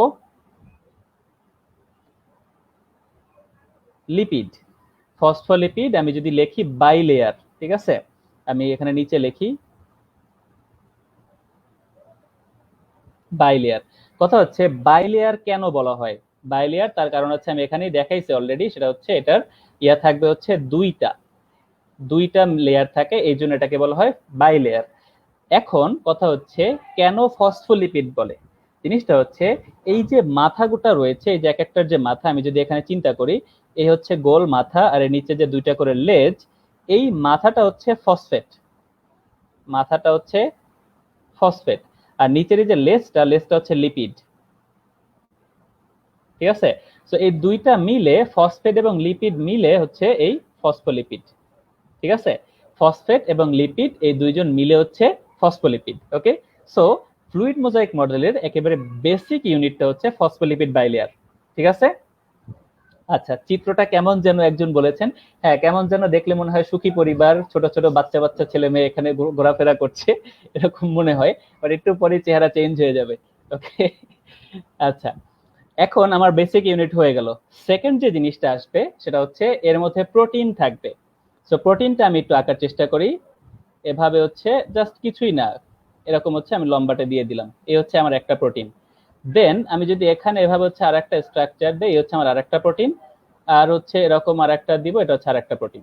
সো আমার তিনটা প্রোটিন হয়ে গেল। আমি প্রোটিন গুলোকে একটু dot dot dot dot mark করে দিই, মানে অন্যগুলোর থেকে একটু আলাদা করে দিই। ওকে, জাস্ট হচ্ছে এই প্রোটিন, তিন ধরনের প্রোটিন দিলাম। এখানে অ্যাকচুয়ালি চিত্র যদি দেখি দুই ধরনের দেখাচ্ছে। সো এই সেকেন্ড যেটা থাকবে, আমি এখানে লিখে নেই, সেকেন্ড হচ্ছে প্রোটিন। প্রোটিনের মধ্যে আমি একটা জিনিস চিন্তা করে দেখি, প্রোটিন, এই যে প্রোটিনটা রয়েছে, এই প্রোটিনটা একেবারে সম্পূর্ণ, মানে দুইটা লেয়ারই কিন্তু কভার করেছে, উপরের লেয়ারও কভার করেছে, নিচের লেয়ারও কভার করেছে। এই প্রোটিনটা, এটাকে আমরা বলবো হচ্ছে ইন্টিগ্রাল প্রোটিন। ইন্টিগ্রাল, ইন্টিগ্রাল মানে হচ্ছে এটা সম্পূর্ণরূপে, মানে দুইটা লেয়ারই কিন্তু পেয়েছে। আর এই যে এইটা, এইটা দুঃখিত, এইটা এন্ড উপরের এটা, এরা কিন্তু একটা লেয়ারে, মানে দুই লেয়ার পর্যন্ত এরা কিন্তু যায় নাই, ঠিক আছে। সো এটাকে বলা হচ্ছে পেরিফেরাল, পেরিফেরাল প্রোটিন বলা হয়, ঠিক আছে। আমি এটার ক্ষেত্রে নাম দিয়ে দেই পেরিফেরাল বা প্রান্তীয়, পেরিফেরাল, পেরিফেরাল প্রোটিন, ঠিক আছে। তবে প্রোটিনের মধ্যে আরো একটা টাইপ রয়েছে, সেটা হচ্ছে এই প্রোটিনটার ক্ষেত্রে কিছু কিছু প্রোটিনের সাথে দেখা যায় এরকম একটা লেস থাকে, ঠিক আছে। এই যে আমি এখানে একটা লেস দিয়েছি, এরকম একটা লেস থাকে। এই লেসটা যদি হয়, লেস থাকলে দেন সেটাকে বলা হয় লিপিড সম্পৃক্ত প্রোটিন বা লিপিড স্যাচুরেটেড প্রোটিন, সম্পৃক্ত লিপিড সম্পৃক্ত প্রোটিন। তার মানে আমি দেখতে পাচ্ছি প্রোটিনের টাইপ কয়টা, প্রোটিনের টাইপ হচ্ছে তিনটা। এক নাম্বার হচ্ছে ইন্টিগ্রাল। ইন্টিগ্রালটা কি, যেটা হচ্ছে দুই স্তর জুড়েই থাকবে, ঠিক আছে। আমরা এখানে দেখতে পাচ্ছি এটা হচ্ছে ইন্টিগ্রাল, যেটা দুই স্তর জুড়েই রয়েছে। সেকেন্ড যেটা থাকবে সেটা হচ্ছে দুই নাম্বার পেরিফেরাল, পেরিফেরাল, ঠিক আছে। পেরিফেরাল, পেরিফেরাল মানে যেটা শুধুমাত্র এই যে উপরে দেখতে পাচ্ছি, শুধুমাত্র একটা স্তরে থাকবে, মানে এক সাইড বরাবর বা একটা লেয়ারের সাথে থাকবে। লাস্ট যেটা, থার্ড নাম্বার যেটা, সেটা হচ্ছে তিন নাম্বার, এটা হচ্ছে লিপিড সম্পৃক্ত প্রোটিন, লিপিড সম্পৃক্ত প্রোটিন। লিপিড সম্পৃক্ত, লিপিড সম্পৃক্ত কোনটা, যাদের ক্ষেত্রে প্রোটিনের সাথে এরকম একটা লিপিড চেইন থাকবে, প্রোটিনের সাথে এরকম একটা লিপিড চেইন থাকলে সেটাকে আমরা বলবো হচ্ছে লিপিড সম্পৃক্ত প্রোটিন। ওকে, সো আমরা যদি বলি ফ্লুইড মোজাইক মডেলের মূল যে উপাদান, বেসিক দুইটা উপাদান হচ্ছে ফসফোলিপিড বাইলেয়ার আর একটা হচ্ছে প্রোটিন। এই দুইটা ছাড়া আরো কিছু কাঠামো থাকে, সেটা হচ্ছে এই যে ফসফোলিপিড বাইলেয়ার, এখান থেকে ধরো এরকম কিছু কাঠামো বের হবে, এ সাইড থেকে এরকম কিছু কাঠামো বের হবে, এখান থেকে এরকম কিছু কাঠামো বের হয়, এই যে এগুলোর মতো এরকম লেজের মতো, মানে সুতা সুতা টাইপের কিছু কাঠামো বের হয়। এরা হচ্ছে তিন নাম্বার টাইপ, এদেরকে বলা হয় গ্লাইকোক্যালিক্স। গ্লাইকোক্যালিক্স,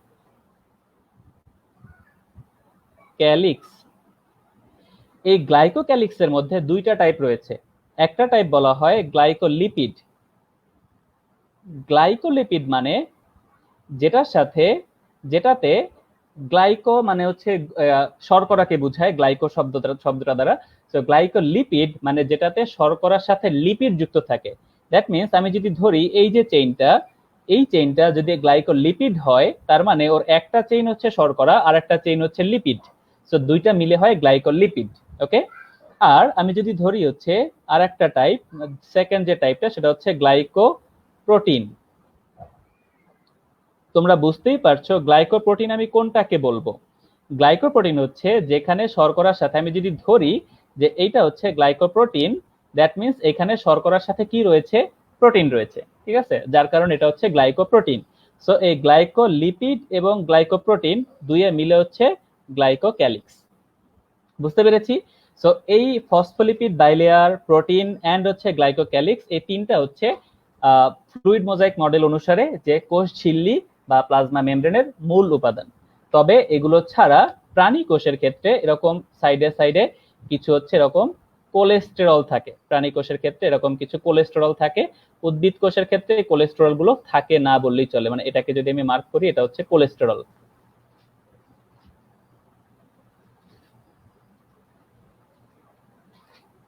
কোলেস্টেরল হচ্ছে এটা। ওকে, সো এইটা হচ্ছে আমার পুরো ফ্লুইড মোজাইক মডেলের বৈশিষ্ট্য বা ফ্লুইড মোজাইক মডেল। এভাবে যদি আমরা একটা চিত্র এঁকে চিত্রের সাথে সাথে মিলাই পড়ি, যে প্রথমে আমি একটা ফসফোলিপিড বাইলিয়ার রাখলাম। ফসফোলিপিড কেন বলে? মাথা ফসফেট, লেজ লিপিড, এই জন্য ফসফোলিপিড। বাইলেয়ার কেন বলে? দুইটা লেয়ার, এই জন্য বাইলেয়ার। তো আমার পড়াটা ইজি হয়ে গেল। আমি যদি বলি প্রোটিন, প্রোটিন তিন ধরনের থাকে, কি কি? ইন্টিগ্রাল, ইন্টিগ্রাল কেন? দুইটা লেয়ারের মধ্যেই থাকবে, এই জন্য ইন্টিগ্রাল। তারপরে পেরিফেরাল, পেরিফেরাল কেন? শুধুমাত্র একটা লেয়ারে থাকবে, পেরিফেরাল। যদি বলি লিপিড সম্পৃক্ত, কেন লিপিড সম্পৃক্ত? কারণ হচ্ছে ওই প্রোটিনটার সাথে একটা লিপিডের চেইন রয়েছে, লিপিড বা চর্বি জাতীয় পদার্থের একটা চেইন রয়েছে, এই জন্য লিপিড সম্পৃক্ত। ওকে, থার্ড টাইপ হচ্ছে গ্লাইকোক্যালিক্স। গ্লাইকোক্যালিক্স কি কি জিনিস নিয়ে গঠিত? গ্লাইকোলিপিড এবং গ্লাইকোপ্রোটিন। গ্লাইকোলিপিড কেন? কারণ এই চেইনটার সাথে গ্লুকোজ বা শর্করা এবং হচ্ছে লিপিড যুক্ত। আর গ্লাইকোপ্রোটিন কেন? কারণ এখানে শর্করার সাথে রয়েছে প্রোটিন, সো এই কারণে গ্লাইকোপ্রোটিন। ওকে, সো আমি এখানে যেভাবে ব্যাখ্যা করলাম, এটা যদি তোমরা বুঝে থাকো, তোমার কাছে এটার বর্ণনা লেখা খুব বেশি কঠিন আমার কাছে মনে হয় না। যে এখন যদি তোমরা বোঝো এটার ব্যাখ্যা, যদি পরীক্ষা আসে যে ফ্লুইড মোজাইক মডেলটা বর্ণনা করো বা ফ্লুইড মোজাইক মডেল অনুসারে প্লাজমা মেমব্রেনের গঠন ব্যাখ্যা করো, তোমার কাছে আশা করি এখন পুরো জিনিসটা ক্লিয়ার, ক্রিস্টাল ক্লিয়ার, যে তুমি কিভাবে আনসার করবা, কি কি জিনিস আছে। এভাবে পড়লে আমার মনে হয় না তুমি জীবনে কোনোদিন ভুলবা। ঠিক আছে, তো আমি এভাবে পড়তে এবং এভাবে পড়াতে বেশি পছন্দ করি। ঠিক আছে, এবং আশা করি তোমরাও এইভাবে চিত্রের মাধ্যমে জিনিসটাকে অ্যাডজাস্ট করে নিবা। ঠিক আছে, চিত্রের মাধ্যমে প্রত্যেকটা টপিক একটার সাথে আরেকটা কিভাবে রিলেট করা যায় সেই জিনিসগুলো তোমরা একটু শিখে নিবা। আমি এটা তোমাদের কাছ থেকে আশা করি, এক্সপেক্ট করি আমি এই জিনিসটা। ওকে, আচ্ছা, তো আশা করি বুঝতে পেরেছো। আমি জাস্ট আবার একটু কমেন্ট সেকশনে জাস্ট হচ্ছে একটু চোখ বলে আসবো, জাস্ট কমেন্ট সেকশনে চোখ বলে আসবো। ওয়াও, অনেক কমেন্টস দেখতে পাচ্ছি, 144টা কমেন্টস। এতগুলা কমেন্টসের আমি রিপ্লাই কিভাবে দিব? আচ্ছা, অপেক্ষার প্রহর বলেছেন ভালো লাগছে ক্লাসটা। আচ্ছা, রকন ভাই অনেক ধন্যবাদ। আচ্ছা, এছাড়া হচ্ছে অনেকেই বলছেন রেগুলার ক্লাস চাই, রেগুলার ক্লাস চাই। অনেকেই বলেছেন রেগুলার ক্লাস চাই। ইনশাল্লাহ রেগুলার আমি যতটুকু সম্ভব আমার সবার সাথে স্কেজুয়াল মেনটেন করে ইনশাল্লাহ আমি ঠিক সেইভাবেই হচ্ছে ক্লাসটা নিব। ঠিক আছে, আচ্ছা। আর আরেকটা জিনিস এখানে, সেটা হচ্ছে এই যে মডেলটা রয়েছে, এই যে ইয়াটা ফ্লুইড মোজাইক মডেল যেটা, এটার একটা নাম একজন হচ্ছে মাহফুজুর রহমান রাব্বি, উনি বলেছেন আইসবার্গ মডেলও বলা হয়। হ্যাঁ, এটা আইসবার্গ মডেলও বলা হয়। আইসবার্গ মডেল বলার একটা কারণ হচ্ছে যে কেন আইসবার্গ মডেল বলে, যে আইসবার্গ মডেলে উপর থেকে সবকিছু বোঝা যায় না, সবকিছু ভিতরে হিডেন থাকে, মানে আইসবার্গের উপর একটুখানি অংশ থাকে, ম্যাক্সিমাম থাকে ভিতরে। তো এটার ক্ষেত্রেও জিনিসটা অনেকটা এরকম, এই জন্য এটাকে আইসবার্গ মডেলও বলা হয়। তারপরে এইখানে এই যে ফসফেট এবং প্রোটিন গুলো রয়েছে, এই প্রোটিন গুলোর মধ্যে এরা একেবারে মানে তরল, সোজা কথা তরলের মতো হচ্ছে কাঁপতে থাকে, একজন আরেকজনের মধ্যে এদিক ওদিক মুভমেন্ট করে, এই জিনিসটাকে বলা হচ্ছে flip flop movement. So flip flop মুভমেন্টটাও হচ্ছে এই ফ্লুইড মোজাইক মডেলটাকে জাস্টিফাই করে। ঠিক আছে, সো যার কারণে এই ফ্লুইড মোজাইক মডেলটা সবার কাছে গ্রহণযোগ্য। ওকে, সো আমি একটু আবার কমেন্ট সেকশনটা দেখবো জাস্ট 2 মিনিটস এর মধ্যে, তারপরে আমি হচ্ছে আমি জিনিসটা নিয়ে আবার একটু আসবো। আচ্ছা, চাঁদনি বড়ুয়া লিখেছেন ক্লাসটা দারুণ লাগছে, অনেক মজা করে পড়ান। অনেক ধন্যবাদ। এছাড়া হচ্ছে অনেকেই দেখতে পাচ্ছেন। ওকে, অনেক ধন্যবাদ যারা আমাদের সাথে ছিলে বা অনেক যারা আছো, আশা করি আরো কন্টিনিউ করবে আমাদের সাথে। আমি আর কিছুক্ষণ ক্লাসটা নিব। আচ্ছা, সো ফ্লুইড মোজাইক মডেলের ডিটেলস জিনিসটা হচ্ছে আমি আলোচনা করলাম। তবে আজকে অলমোস্ট প্রায় 1 ঘন্টার মতো ক্লাস নিয়েছি।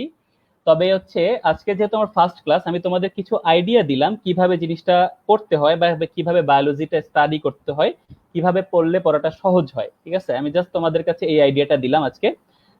কিছু কিছু জিনিস, কিছু কমেন্টস ছিল, আমি বলেছিলাম হচ্ছে পড়াটা হচ্ছে, বা কিছু কিছু কমেন্টস বলেছিলাম আমি ক্লাসের শেষে দেখাবো, সেটা যদি এখন একটু বলি। প্রথমেই একজন কোশ্চেন করেছিলেন হচ্ছে মেডিকেল এন্ড হচ্ছে মেডিকেলে কিভাবে পড়বো বা ইত্যাদি ইত্যাদি। সো আমি যদি অ্যাডমিশন পারপাসটা একটু ব্যাখ্যা করি,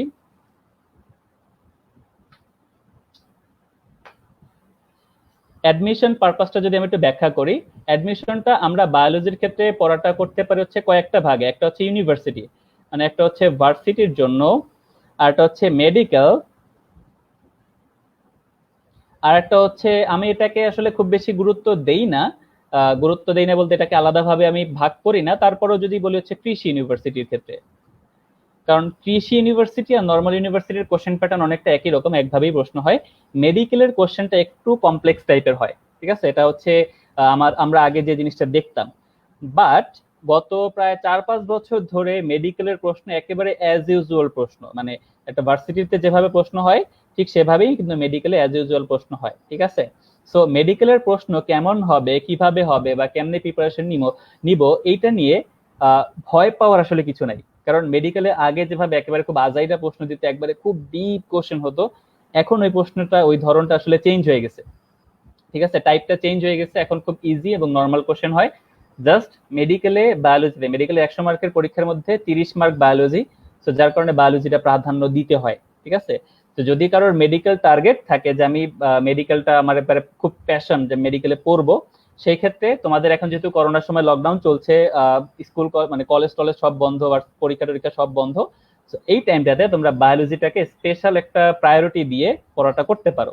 লাইক হচ্ছে বায়োলজির প্রত্যেকটা জিনিস, প্রত্যেকটা লাইন বাই লাইন বা কিছু মেডিকেলের কি বলে কোশ্চেন ব্যাংক রয়েছে, সেই কোশ্চেন ব্যাংকটা তোমরা স্টাডি করতে পারো।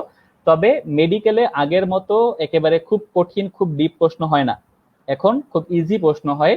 এবং অ্যাজ ইউজুয়াল তুমি ভার্সিটির প্রিপারেশন এবং মেডিকেল প্রিপারেশন সিমুলটেনিয়াসলি বা একই সাথে নিতে পারবা, কারণ দুইটার কোশ্চেন প্যাটার্ন এখন অলমোস্ট সেম, আগের মতো কঠিন নাই। আর কৃষি ইউনিভার্সিটির কথা যদি বলি, কৃষি ইউনিভার্সিটিতে কোশ্চেনের মধ্যে একটাই ডিফারেন্স রয়েছে, সেটা হচ্ছে কৃষি ইউনিভার্সিটিতে কৃষি রিলেটেড যে তথ্যগুলো ওগুলো একটু বেশি আসার সম্ভাবনা রয়েছে। লাইক আমি যদি চিন্তা করি বোরো ধান বা উচ্চ ফলনশীল ধান কোনটা, উচ্চ ফলনশীল গম কোনটা, এই ধরনের কোশ্চেন টাইপ এগুলো তুলনামূলকভাবে একটু আসে, যেটা ভার্সিটিতে তুলনামূলকভাবে কম আসে। আর পাবলিক ভার্সিটির মধ্যে ঢাকা ইউনিভার্সিটির প্রশ্ন সবচেয়ে সহজ হয় অন্য ইউনিভার্সিটির তুলনায়। জাহাঙ্গীরনগর ইউনিভার্সিটিতে সবচেয়ে কঠিন প্রশ্ন করে। সো জাহাঙ্গীরনগর ইউনিভার্সিটিতে এমন কিছু প্যাচ দেয় যেটা আসলে মাঝে মাঝে মানে হিমশিম খেতে হয় এগুলোর অ্যান্সার করার জন্য। সো তোমরা ভার্সিটির মধ্যে জাহাঙ্গীরনগর ইউনিভার্সিটির যে কোশ্চেন প্যাটার্ন রয়েছে সেটা যদি তোমরা স্টাডি করতে পারো, বা জাহাঙ্গীরনগর ইউনিভার্সিটির প্রিভিয়াস ইয়ারের কোশ্চেন গুলো যদি তোমরা দেখো এবং সেগুলো ভালোভাবে যদি বোঝার চেষ্টা করো, ওটা দিয়েই কিন্তু তোমার বায়োলজির প্রিপারেশন হয়ে যাবে। কারণ অন্যান্য ইউনিভার্সিটিতে এর থেকে অনেক সহজ প্রশ্ন হয়, ইভেন মেডিকেলেও এর থেকে অনেক সহজ প্রশ্ন হয়, ঠিক আছে? তো অ্যাডমিশন নিয়ে আসলে তোমাদের খুব বেশি প্যারা খাওয়ার দরকার নেই। কারণ আমি সবসময় একটা জিনিস বলি, যার কনসেপ্ট ক্লিয়ার, যে জানে, তার জন্য ভার্সিটি অ্যাডমিশন বা মেডিকেল অ্যাডমিশন কোনো কিছুই না, একবারে খুব ডাল ভাত। কিন্তু যে জানে না তার জন্য অনেক কঠিন। তো তুমি যেটা করতে পারো, এখন তোমার অফুরন্ত সময় আছে, এই সময়টা তুমি জানো, তুমি বেশি বেশি স্টাডি করো, বেশি বেশি কোশ্চেন যেটা রয়েছে, কোশ্চেন প্যাটার্ন যেগুলো রয়েছে সেগুলো একটু স্টাডি করার চেষ্টা করো, তোমার কাছে জিনিসটা ইজি লাগবে। ওকে। আরেকজন বলেছিলেন যে এই চ্যাপ্টারের ইম্পর্টেন্ট টপিক, এই চ্যাপ্টারের ইম্পর্টেন্ট টপিক যদি আমি সিরিয়াল ওয়াইজ লিখি, একটা জিনিস ফার্স্টে আমি লিখবো হচ্ছে ফ্লুইড মোজাইক মডেল, যেটা আমি দেখালাম, ফ্লুইড মোজাইক মডেল। তারপরে 2 নাম্বার হচ্ছে মাইটোকন্ড্রিয়া।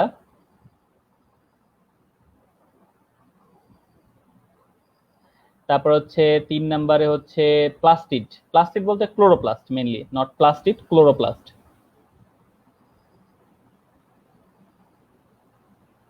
ক্লোরোপ্লাস্ট গত বছর ঢাকা বোর্ডে এসেছিল হচ্ছে গলজি বডি, বাট এটা জাস্ট অ্যান অ্যাক্সিডেন্ট, কারণ এগুলো থেকে নর্মালি পরীক্ষাতে খুব কম আসে, সেগুলো খুব একটা পরীক্ষাতে আসে না। 4 হচ্ছে আমি যদি বলি ক্রোমোজোম। তারপরে নাম্বার 5 আমি বলবো হচ্ছে ডিএনএ। নাম্বার 6 হচ্ছে রেপ্লিকেশন।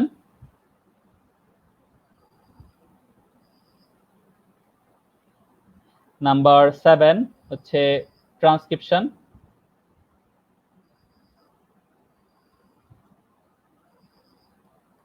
এন্ড হচ্ছে নাম্বার 8 ট্রান্সলেশন।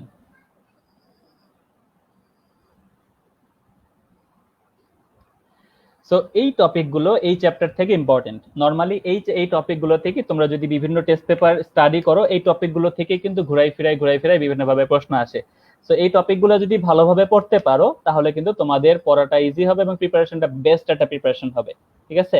আর আমি তো তোমাদের সাথে আছি, আমি চেষ্টা করব আমি যতটুকু সম্ভব তোমাদেরকে হেল্প করার, প্রত্যেকটা টপিক ওয়াইজ পড়াশোনা কিভাবে করতে হয় বা কিভাবে তুমি প্রত্যেকটা টপিক ওয়াইজ শিখবে সেটা নিয়ে আলোচনা করার। আজকে যেহেতু হচ্ছে কি বলে, আজকে হচ্ছে যেহেতু প্রথম ক্লাস এবং প্রথম দিকে অনেক সময় নষ্ট করেছি বায়োলজি কিভাবে কি এইসব ব্যাপারে কথা বলতে। সো এই জন্য আজকে হচ্ছে আর খুব বেশি আগাবো না, বা এখন অনেক রাতও হয়ে গেছে, তোমাদেরকে খুব বেশি আর ডিস্টার্বও করবো না। তো আজকে আমি এখানেই শেষ করব। যাওয়ার আগে জাস্ট হচ্ছে যদি তোমরা হচ্ছে বায়োলজি ভালোভাবে পড়তে চাও, রেগুলার আমাদের লাইভ ক্লাস যেটা রয়েছে, লাইভ ক্লাসগুলোতে সাথে থাকো। ইনশাল্লাহ হচ্ছে তোমাদের বায়োলজির যে সমস্যাগুলো রয়েছে আমি চেষ্টা করবো সেগুলো সমাধান করার। ওকে। আর এই করোনার সময় আমি যদি বলি হচ্ছে করোনার সময় সবাই নিজ নিজ বাসায় সাবধানে থাকো এবং নিজের নিজের দূরত্ব হচ্ছে সামাজিক দূরত্ব বজায় রাখো এবং নিজে সেফ থাকো, বাসায় অন্যকে সেফ রাখো। এবং অবশ্যই অবশ্যই আম, আমাদের সাথে থাকো, লাইভ ক্লাসের সাথে থাকো, এন্ড বন্ধুদের মধ্যে শেয়ার করবে যাদের যাদের ক্লাসটি ভালো লেগেছে। আশা করি তোমরা হচ্ছে বন্ধুদের মধ্যে শেয়ার করবে এবং পরবর্তী লাইভ ক্লাসে তাদেরকে স্বাগত জানাবে আমাদের সাথে আসার জন্য। ওকে, ধন্যবাদ সবাইকে।